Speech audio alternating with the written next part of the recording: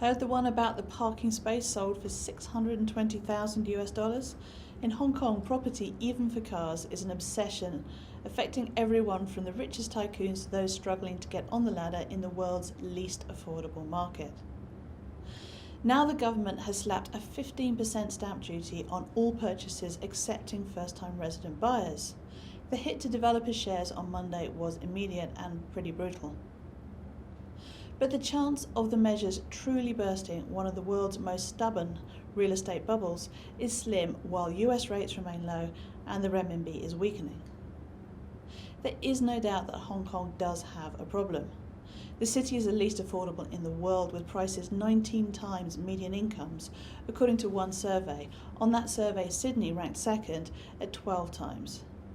Prices in Hong Kong bottomed in March this year, confounding predictions of an extended slide through the year. Since that March low, they've actually risen 13%. The latest measures are also far tougher than 8 previous rounds of taxes and lending restrictions. Non-residents have paid 15% in stamp duty since 2012, but until now the most that residents faced was 8.5%. The new levies are likely to hit the value of lower-priced homes more, the most active sectors in the market with most transactions.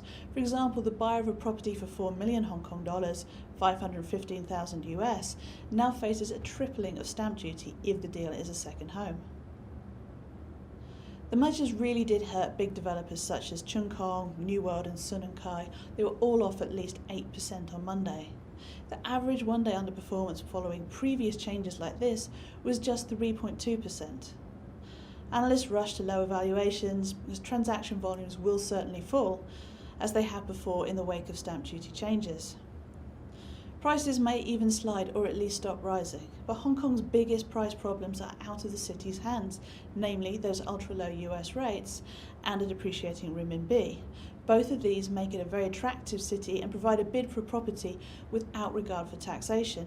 Now, until either of those factors changes comprehensively, there'll be liquidity available for those mainland buyers keen to hedge their renminbi with dollar-pegged Hong Kong homes.